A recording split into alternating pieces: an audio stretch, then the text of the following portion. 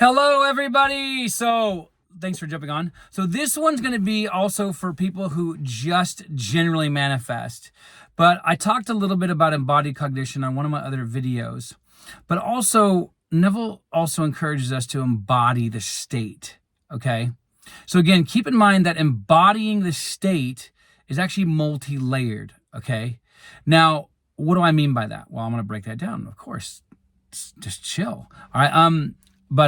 Okay, so embodying the state means to live out the state, okay? But there's more to that, and I'm going to give you a practical example, okay? So let's say you want to be a model, or you want to be a mechanic. It doesn't matter. I was just throwing in both M's because model and mechanic start with M. But anyhow, or you can be a modeling mechanic. I've never seen that, and that'd be amazing because who wouldn't want to be a model or a mechanic at the same time? Okay, so what the embodying means is that you want to live out as if, okay? So when Neville asks the question, what would it be like? It's not that he's just asking you just some boring question.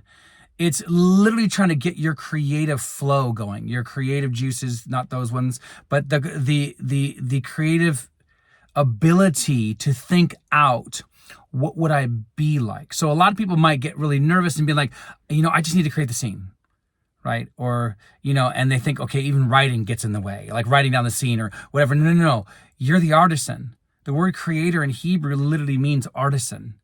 That's the beauty of this thing, right? So artisan is somebody who does what they do naturally, right? You're creating naturally.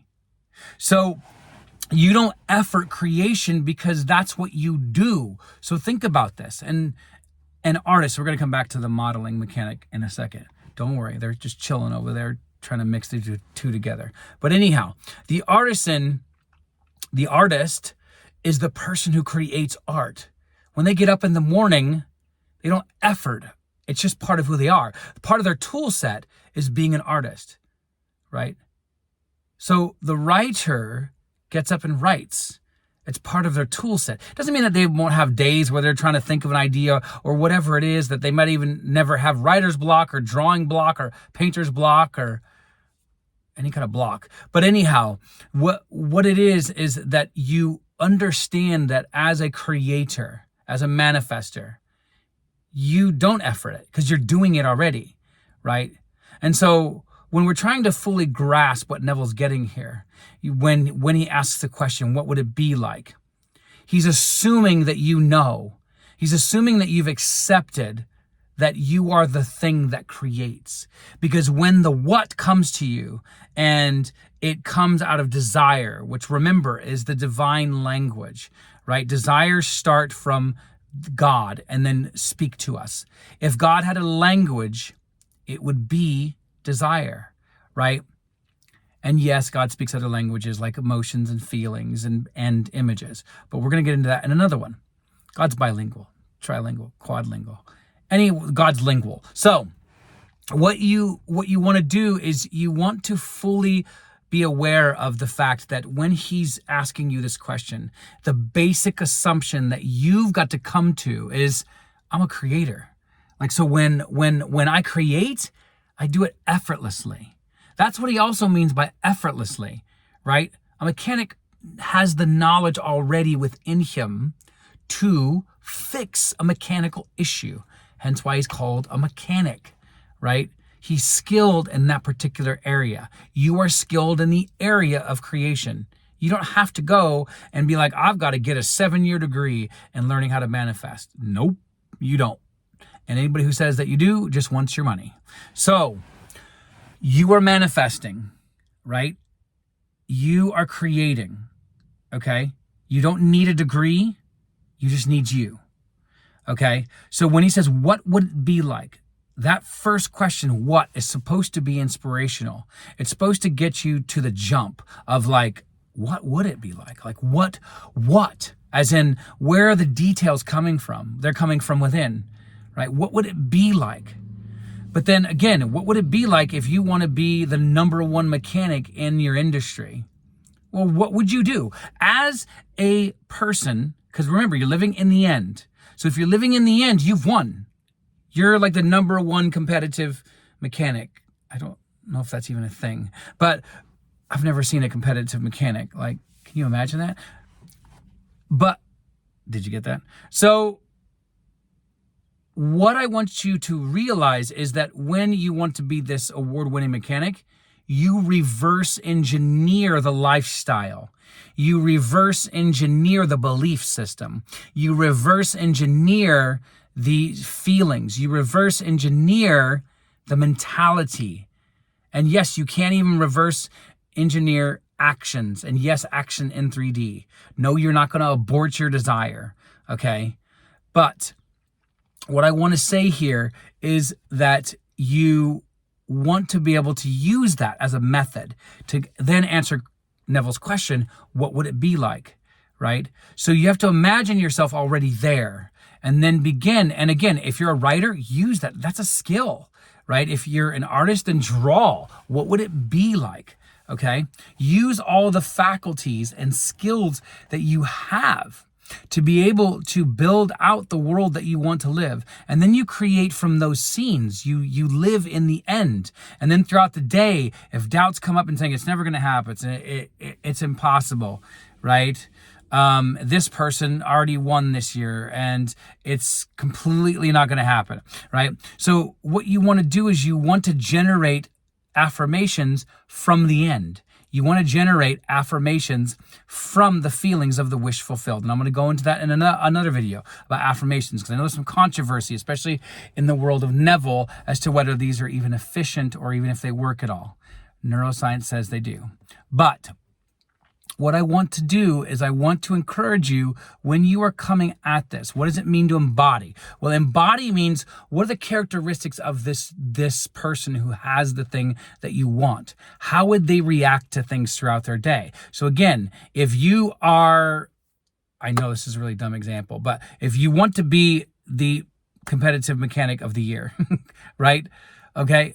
And something comes your way that says, oh, there's a possibility like this year that it's going to be canceled. Okay, so you have two ways to go about this, okay? You can accept it, right? That's one. Or you can say, actually, it's not going to happen that way. There isn't a plan B. There isn't a cushion to fall on. So then everything that's going to happen is going to happen up here. So that means you persist in here. You keep creating scenes in here that have you holding the big golden plated engine. I have no idea what a reward would look like. But anyhow, maybe it's a piston. I have no idea. But anyhow, you would be holding that and you'd be feeling the joy.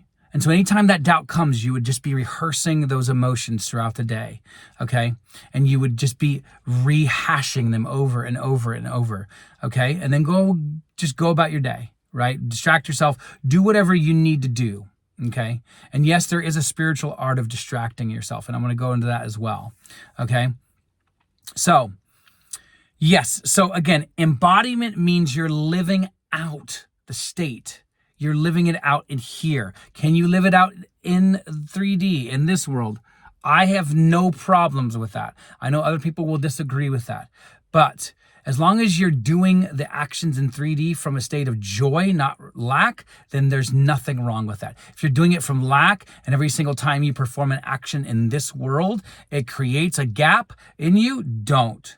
Only live in here, okay? There's nothing wrong with having a relationship between the inner self and the outer self that's actually congruent and in agreement, right? As long as you are from the state of knowing you already have what it is.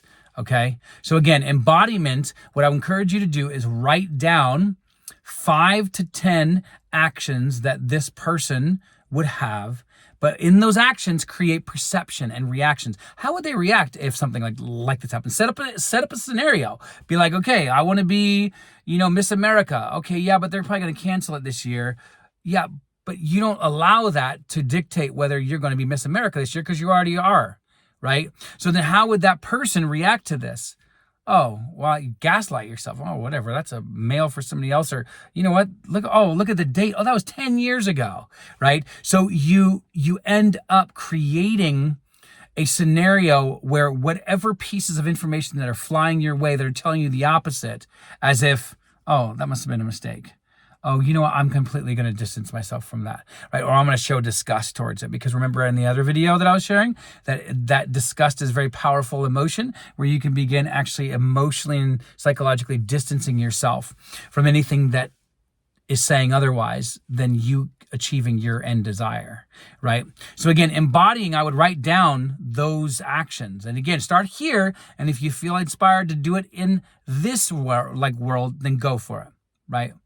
So again, embody. So again, embody, all right? And embody, all right? So we need a bumper sticker, okay? Wonder Emporium Coaching, embody. Somebody want to make me one, send it to me. I love you forever. But embody. That's really what this is about, okay? You are living out the life of the person who has what it is that you want. It doesn't matter what it is, okay? There are actions, there are things that you would do, and you always start with scenes in here throughout the day and affirmations that mirror that, right? When doubt comes, and then you distract yourself or ignore them. And I've actually shared another video on how to turn ignoring into an actual technique. So again, embody, embody, embody, embody.